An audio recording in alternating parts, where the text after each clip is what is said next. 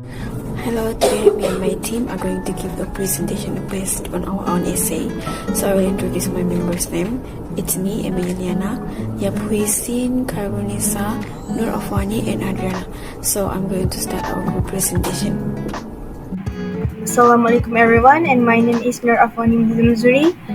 My number is BA2311041. So today I will present my academic reading and writing essay assignment and the title is Smoking Should Be Banned in Malaysia. For the introduction, smoking does increase the death rates in Malaysia and also increase the risk of dangerous diseases. Smoking doesn't actually bring any good and only brings harms not only to oneself but also to the surrounding community.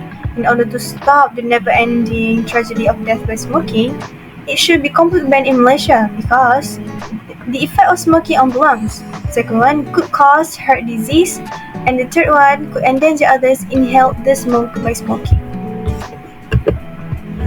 So my first point is smoking will leave a permanent effect on the lungs, which is it could become a lung cancer.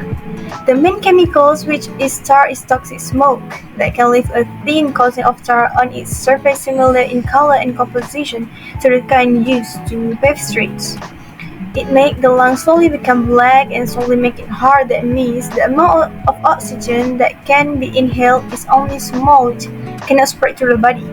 Smoking definitely affects our lungs that leads to lung cancer, especially to the smokers. My second point is another effect can cause heart disease. Smoking can increase the risk of heart attack and cardiovascular disease.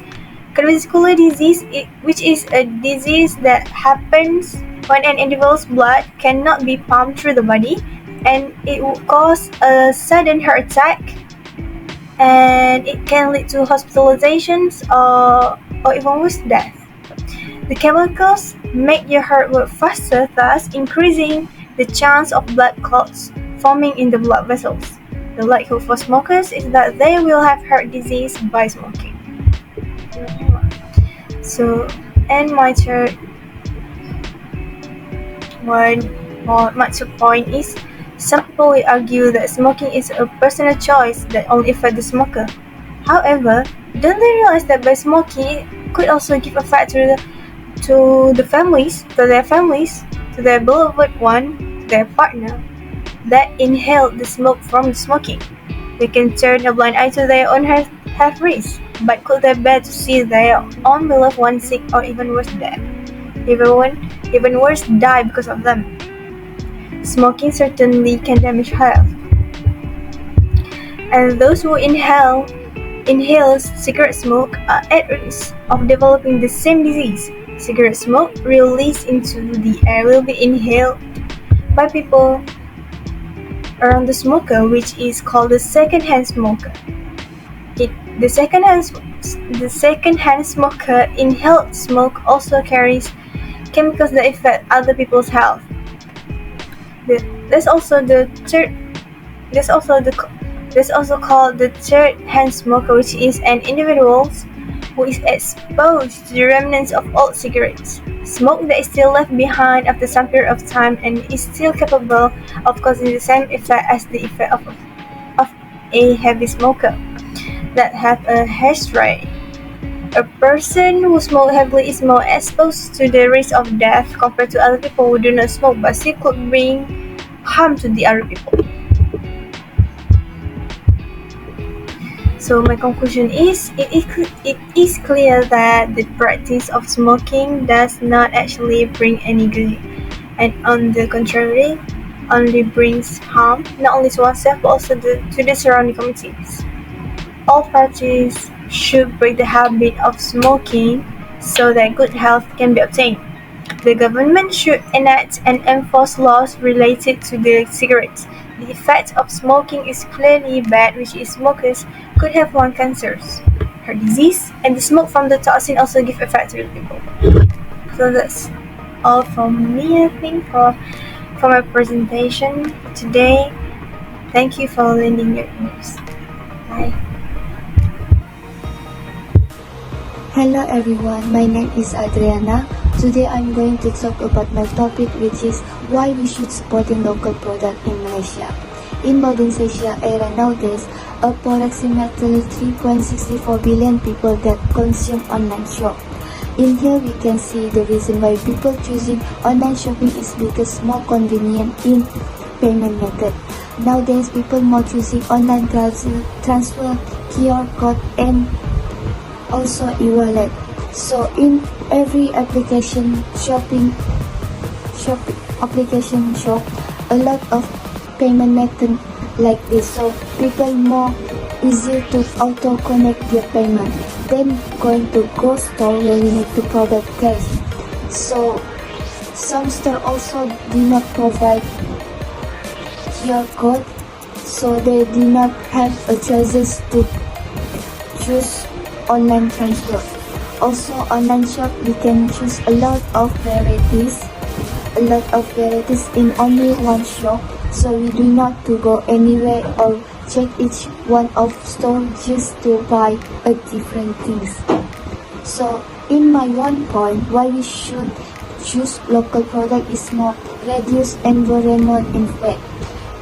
We know everything that packaging that delivery in our home using a lot of bubble wrap, which is plastic, and a lot of paper that being used to print our bill, our receipt and address.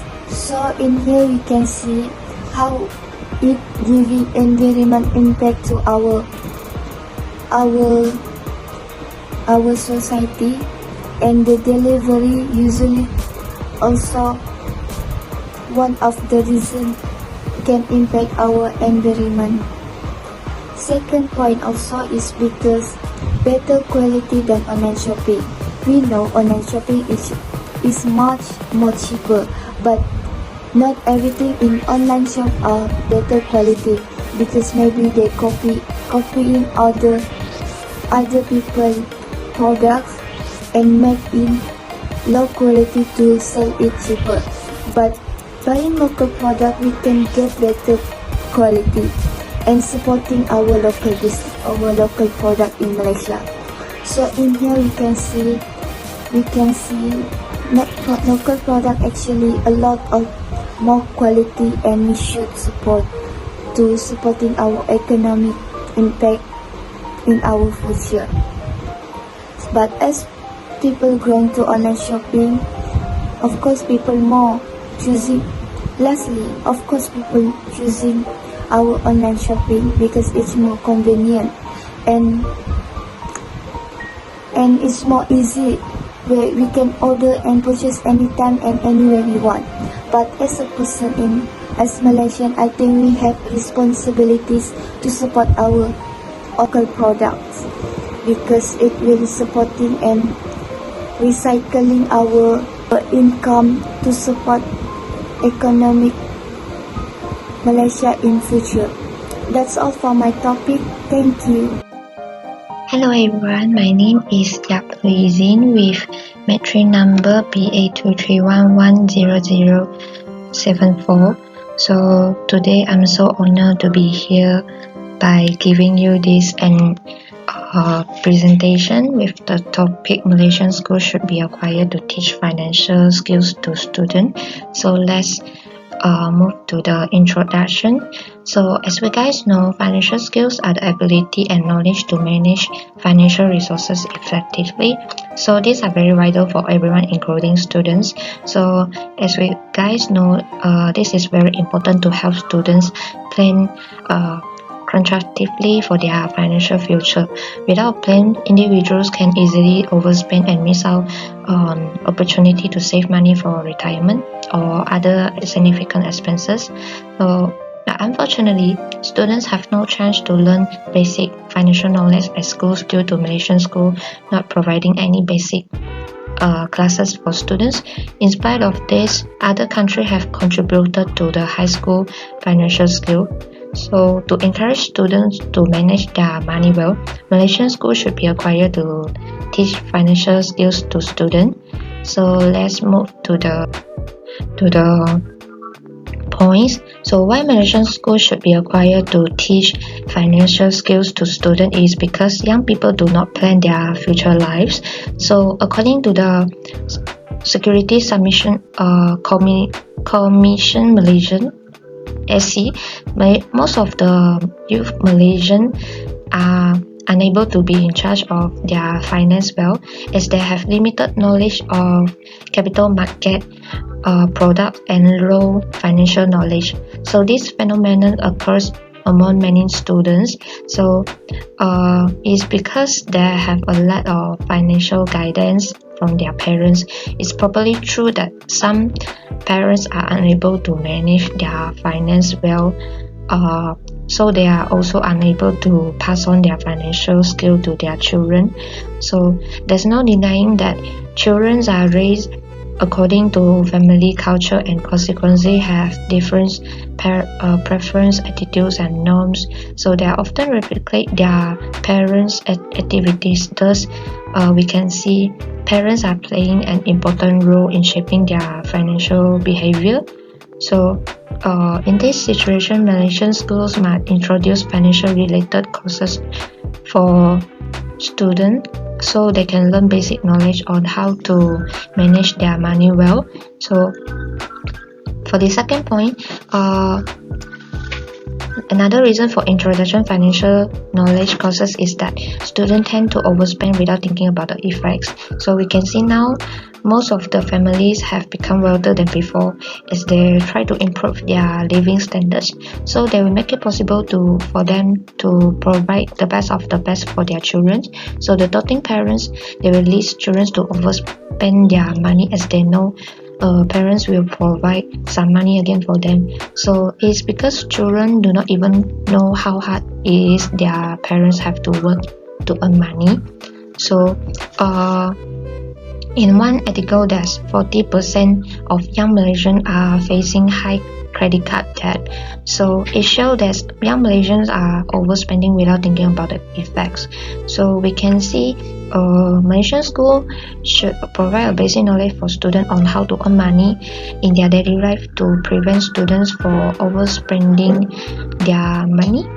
So for the last point, there's 43.8% people speculate that they have depend on EPF saving to cover their living needs after retirement. So, but students do not have a thought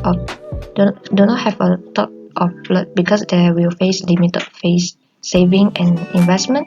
So, they will facing lack knowledge about saving and investment in their daily life.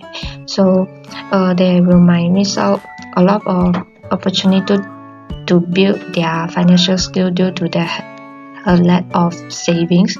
So they could not even grow their wealth through saving and investment in their future. So in the nutshell, we can see how significant it is financial literacy are required for everyone, include students. So Malaysian schools should take consideration in starting to teach students about financial skills. So students who do not plan their finance well, they will face poor budgeting in the future. So Malaysian school can teach students about financial skills by starting co-curriculum classes. That's all from me. Thank you. Hello, my name is Elena. So today I'm going to present about my argument essay, which is online shopping should be banned in UMS. Generally, online shopping is a form of electronic commerce which allows consumers to directly buy goods or services from a seller over the internet using a web browser or mobile apps. Why online shopping should be banned in UMS? Because firstly, online shopping can be more expensive and it can cause the university student to mismanage their money. Online shopping has many types of applications such as Shopee, Lazada, Alibaba, and each of them has its own voucher system. For example, Shopee application sometimes provides free shipping vouchers for their customers. Free shipping voucher is a voucher that can be applied during checkout so that you may enjoy free shipping for your order. The fact here is, even though many major online retailers offer free shipping, they generally will raise the product price to exchange the low price of the shipping fee. It is important for them so that the retailer does not experience loss. For example, when students in University Malaysia Sabah buy products online such as skincare, the shipping fee is free, but the skincare price is expensive, or else the shipping fee will be double cost of the skincare product. The committee in university should prevent UMS students from doing online shopping prudently by limiting the product that they can buy. These findings emphasize that online shopping should be banned in University Malaysia Sabah. Online shopping should be banned in UMS because almost all online shopping activities lead to longer wait times. Waiting is a mundane yet inevitable customer experience. This causes to the UMS student could potentially influence important factors such as customers' patience, loyalty, and retention. Mostly, UMS students need their product or things to be shipped fast. It is because they want to use in their daily life in university so that their life could be easier. Sometimes, the product that they want to buy is asked for what their lecturer asked them to. Unfortunately, the shipping of the product that they bought took too long to arrive. This proves that online shopping is actually leads to longer wait times that every student cannot handle. Lastly, why online shopping should be banned in UMS because there is a high risk of fraud associated with it. Some of the UMS students lack knowledge about technology, which leads them experience loss so many times. If the student does not know that they buy products from fake websites, they will never get their money back. Other than that, UMS students also sometimes get cheated by the seller. Usually, UMS students are informed from their email when their things arrive, and the student will check to see if their parcel arrived or not.